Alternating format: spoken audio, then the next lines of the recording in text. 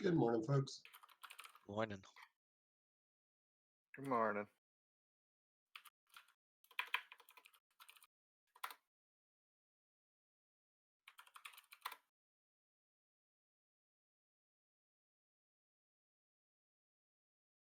Mhm. Oh, I thought he said he was going to be out tomorrow. I must have misread that.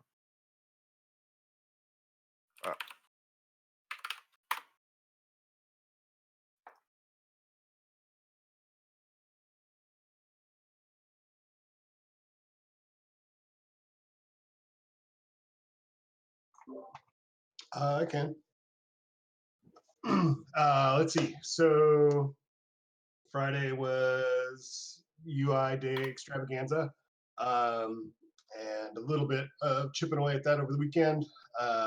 Basically, went through and got the left-hand side with all the info panel stuff updated. There's definitely, I think, still a lot of tweaking and tuning to be done over on that side, but the basic layering is all in. All of the text seems to be now inheriting data out of the game appropriately, and tooltips are working again. So that's all done over there. There is one other piece to be done on that. There's a previous UI widget that gave some of that information that seems to have functionality that is tied to something else, which I have not dug into yet. So when I delete that widget, shit breaks. So I need to go in and figure out what that is at some point today. I did move on and got through the jump button, and then this morning started working on the time layout on the right hand side. I want to kind of get through all those main widgets and then go back and sort of polish with Tyson, update all the fonts, kind of clean all the pieces up. But I just want all the basic functionality in with the new look and feel before we go in and start tweaking, because I kind of want to see it all together. Um, in game and just make sure it all scales right and so on and so forth. And then we can go in and do other passes there. So I did some other stuff on Friday, and I don't honestly remember what it was. I think part of it was some of the privacy policy stuff with Mona and going through the documents that she sent over. And I did a back and forth with Chris, I think, on Friday about the art. So yeah, I think I had a few conversations with you, Carl, but I think that was pretty much my day. I choose. Oh, and today I'm going to keep through on the rest of the UI stuff on the lower bar. So try to get all that stuff done. I choose Brandon. So Friday spent probably about 2/3 or 3/4 of my day discussing and drafting things for our ship action um, brainstorming session, as well as our numbers passover for all this stuff. Um, and I think we actually did a pretty good job of getting aligned on what that game looks like. So after that, I ended up looking back at the holy crap, what is that thing called? The game design podcast, and started editing it back down. Didn't actually finish it. I just couldn't focus on it, so I'm gonna finish it off today. Um, and then also grab the rest of the comms writing stuff and just complete it. And then once that's done, I feel like I might as well just edit the engineering video, unless we have any kind of work that we need to get done on design side. But I think we're caught up for now. Will. yeah. So, yeah, Friday was largely getting everyone on the same page about numbers. Then implementing them, which spilled over a bit into Saturday. There are a lot of things blocking our ability to test the game right now. The most recent one is the UI no longer displays rate changes, which makes a lot of things really difficult to debug or understand at all. Oh, that's an easy fix. we need to get that in like ASAP. Okay. I can do that right away. Cool. Then I think next priority is installation upgrades are no longer in our UI. So I'm just going to work on that today. I was hopefully when George gets in, I can talk with him about it and we can make sure we split up that work. But we got to get that in because some of our resources aren't useful right now without that. And then we need to get abilities on to go on cooldown, which yeah, I'm probably going to do that too. Those are the 3 things that I think are the most important things to get done ASAP for being able to see if our game is a game and has choices and shit. And then after that, technically I have this task that is, making a bunch of different actions for ships and stuff that have mechanical depth, but it just doesn't feel important to me as getting our numbers in and actually having a game that can be played. So I'm definitely deprioritizing all of the work that I have on the releases until we get this into a medium good state. And then I'm going to readdress all of my tasks. That's where I'm at. And we have not done a Carl.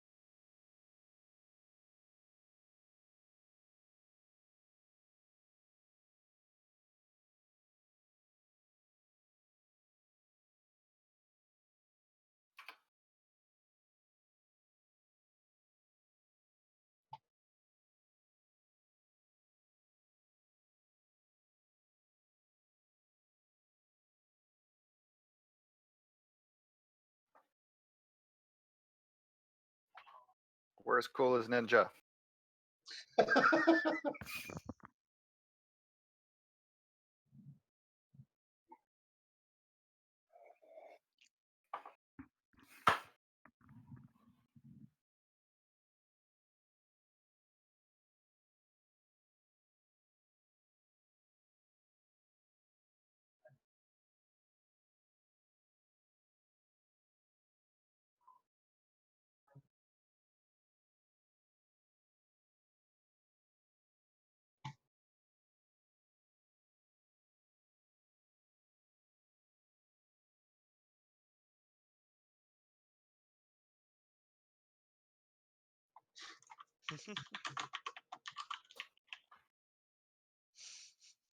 Nice.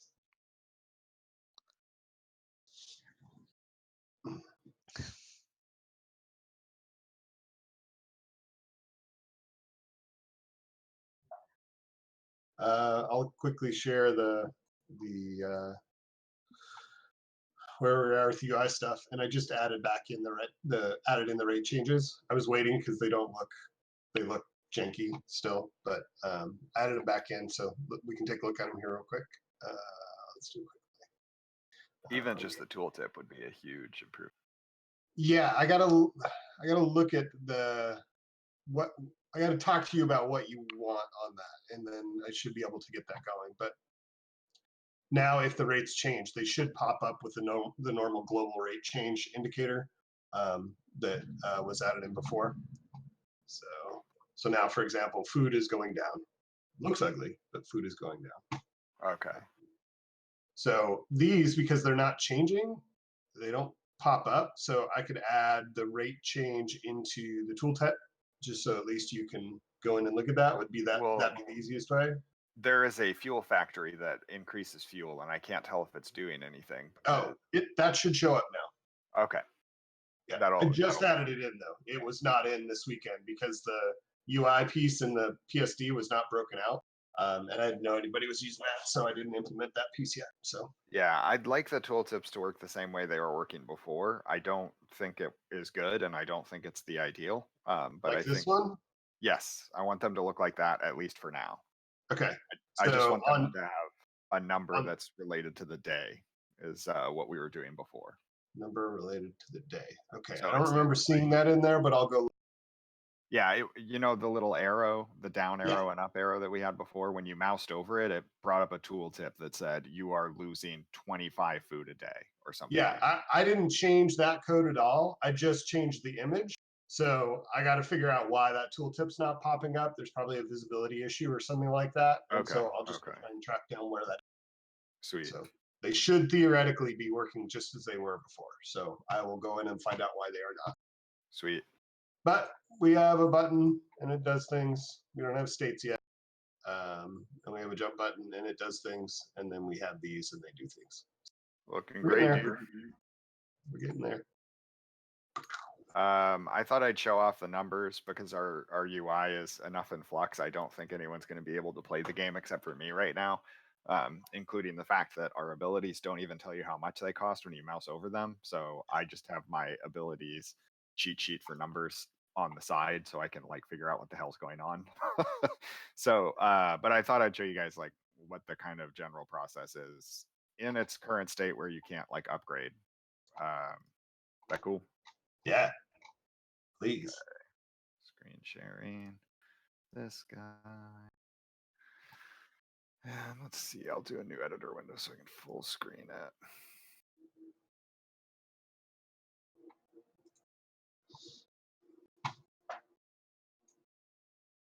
Okay, so we're using a fixed set of ship. What? Pause. Spacebar no longer pause? Weird. Oh god, this stupid bug where the UI pops up. I don't know why it does that. It's like 10% of the time. Yeah, I get that too sometimes. Okay, that's why it wasn't pausing, because that stupid UI takes focus. Okay, so we're starting with a fixed set of ships right now. So there's not like tactical strategy in each game you play, but there will be ideally in the future. I'm going to get rid of this stupid window.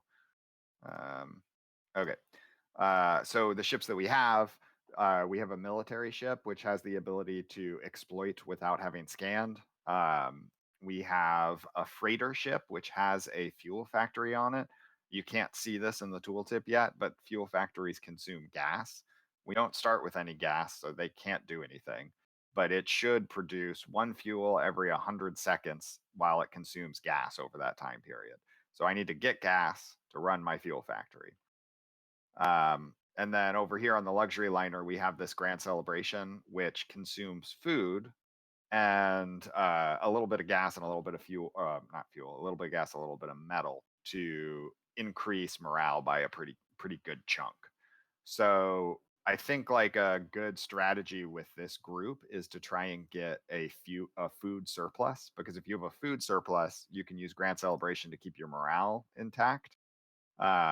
So the way that I'm going to try and do that is by building farms. So each of my locations can build at least one installation, and then this one can build multiple. So right now I'm going to click this button to get the new installation. These are the different installations you can build. Reactors give you more power. Hydroponics produce food. Sensors allow you to scan places, and hangars allow you to exploit. So I'm trying to get a food surplus, so I'm going to work on hydroponics. Right now there's no build time, but there will be. So it gets built immediately, and you can see it has this big X on it. That X is telling me that it's not powered. So right now I only have one power because I have one reactor and it's a level 1. So if I want to turn this on, I have to turn off my jump drive. So I'm going to disable it, and you can see this is no longer X'd out. Now, theoretically, I could come over to look at the food and see what the rate changes and see how negative I am. I'm still going to be negative, but I'm going to be less negative now because I have the hydroponics. So then after doing that, I've got a freighter that I can't really do anything with right now. It has no abilities, and I don't have gas to run it. So my other two guys, though, can both scan and explore. So I'm gonna look at the galaxy and see what I want to do. So I've got a desert, a frozen, and a molten. So this is a pretty good start. Frozen and deserts have a tendency to drop food, I think, and molten, I think, drops metal. So I'm gonna have my flagship go for frozen. What I have breakpoints on? Let me just disable all those. Go away, you. And that's gonna take 20 seconds. And then at the same time, I want to make sure my aggressive exploit is going on, which is going to take 30 seconds. Now, ideally, we'll have UI down here that shows us that time. So we have the 30 seconds counting down here and the 20 seconds counting down here, so that I don't need to keep the ship selected to see what's happening. But right now I do. So I'm going to select the one that has the lower number, so I can just wait the 20 seconds. And at this time, I might actually be clicking through my other ships, looking at my rate numbers and thinking about that. I'm not going to do that now because I have to keep this ship selected to see when it finishes.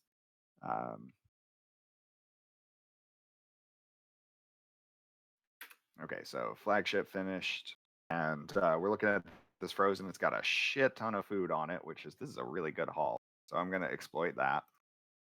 That's going to take 30 seconds. And my military ship over here is going to be done in 10. So I'll keep it selected so I can rotate it out over to the desert afterwards. Okay, and then we can see from the there's no deltas right now, but you can see from the previous aggressive exploit that I got a bunch of metal because I was at 0 before. And we should be finishing off that exploit in 5 seconds. So I should get a big, yep, there it is. Got a big influx of food and gas. And now that I have gas, actually, I can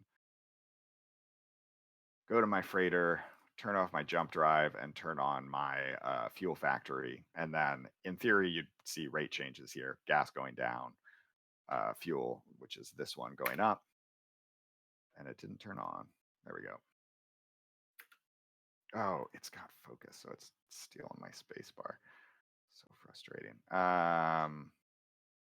Cool. This guy and this guy. That guy just finished. So now it's time to jump. We've exploited all of the regions in here. Whoops. Why is this? And I've got a shit ton of food, which is great. So I'm going to jump.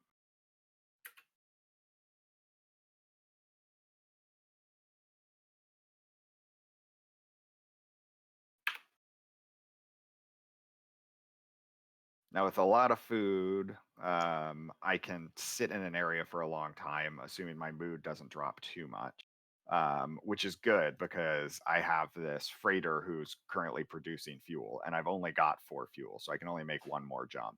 So sitting still for a while is going to be good for me to generate that fuel. But this is a shitty place to get stuck because there's nothing here. So I'm just going to aggressive exploit it because I don't want to wait the 40 seconds. And I'll probably just jump immediately after this, even though I could wait to get more fuel because I can wait in the next galaxy. Is your fuel, the thing on the freighter, on now? Like I think it was on. We'll check. This guy. Yep, right there. Okay, cool. And in theory, you would see the rate changes to make it really clear. Gotcha. Okay, so there was a disaster. We're going to lose 3 people, which is going to make our people upset. So you can see this won't be tracked, but you can see the number go down. So 955. And I am still generating fuel, but there's no reason for me to wait, so I'm just going to jump.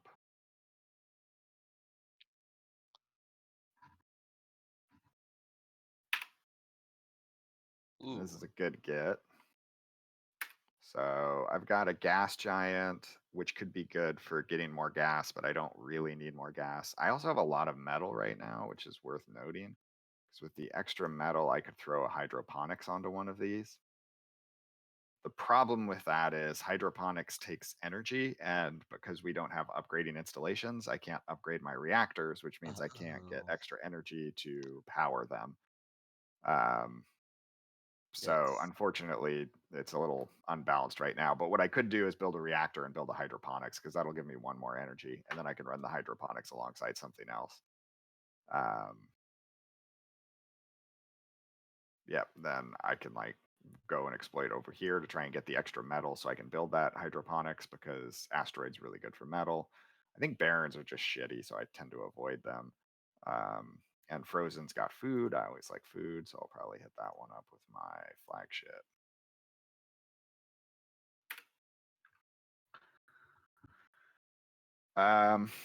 Yep, and this is basically the game. I usually get about 3 or 4 jumps in before I start noticing bugs that make me so annoyed that I go fix them instead of continue playing. At this point, I'm not actually sure if the fuel factory is working, and if I don't find any fuel in this region, I will not be able to jump, so I've lost the game. So that is a distinct possibility. Even if I do find fuel, there's a decent chance I won't generate enough in time for people to start getting upset. And I forgot to, this guy should switch over to exploit. Which one did he do that one? Let's exploit that. Aggressive exploit. Desert. Hey, I got 2 fuel from someone, probably one of the exploits.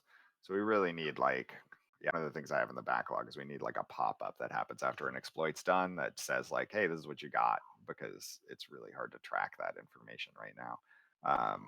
Or we could just do the dubers. I think the dubers actually would do the trick also. Yeah. But I don't know. I'm getting impatient, so I'm just going to jump. Uh-oh, that didn't work. I only had 2 fuel, so only 2 guys should have jumped. So it looks like we got a bug with the fuel calculation. And now I've got 17 fuel. What Nice. hell? I wonder if the fuel factory changes aren't getting tracked correctly. Maybe I've generated 17 fuel from the fuel factory and it's just not updating the number. Yeah, because it didn't update again. Mhm. So it's probably there's a bug with the fuel factory right now. Anyways, that's sort of the state of the game. The kind of general idea is, if you can imagine, a lot of that strategy concept is built around the idea that I'll be exploiting the grand celebration in the mid to late game with my extra food to try and keep my morale up. But in theory, like if I had, instead of that ship, I had the science ship. The science ship has an insta scan on it, so it would be scanning super quickly. You'd be getting to your exploits way faster. You could probably jump through systems at double the rate, and so instead of trying to keep your morale up through like triggering an ability repeatedly, you'd be trying to keep your morale up by going as quickly as possible and keeping your jump rate up. And in theory, we could have other ships that kind of promote different strategies and build styles. So that's sort of where the game's at, with very few events and kind of just trying to get the numbers working.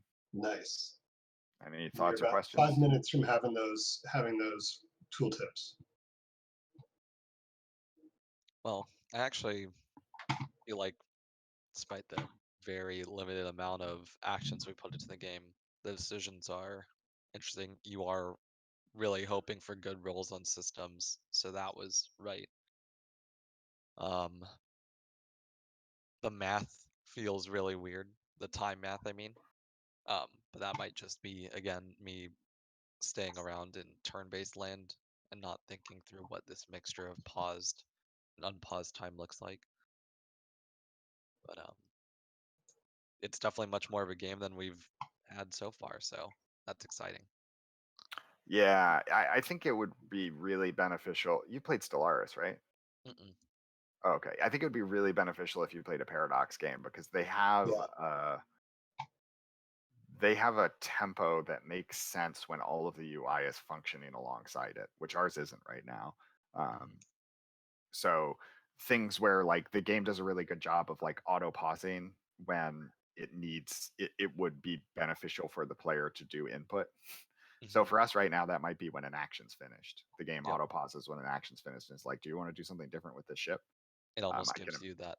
Yeah, it gives you like the pop-up of what the result of that action was, and then directs you immediately back to the ship to choose something else to do with it. Yeah, exactly. Yeah. And then the time in between when you're just kind of waiting for things to happen is when you're kind of inspecting all of your numbers and making sure that they're like working. All right, I'll download Stellaris.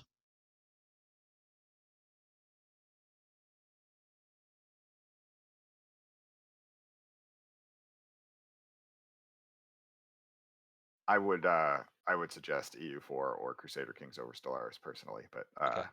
Yeah. anyone.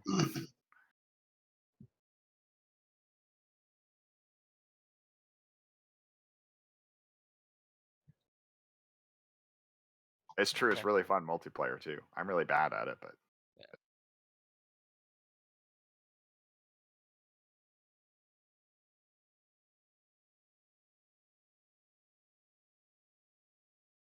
Uh-huh. do you guys play it co-op? Okay.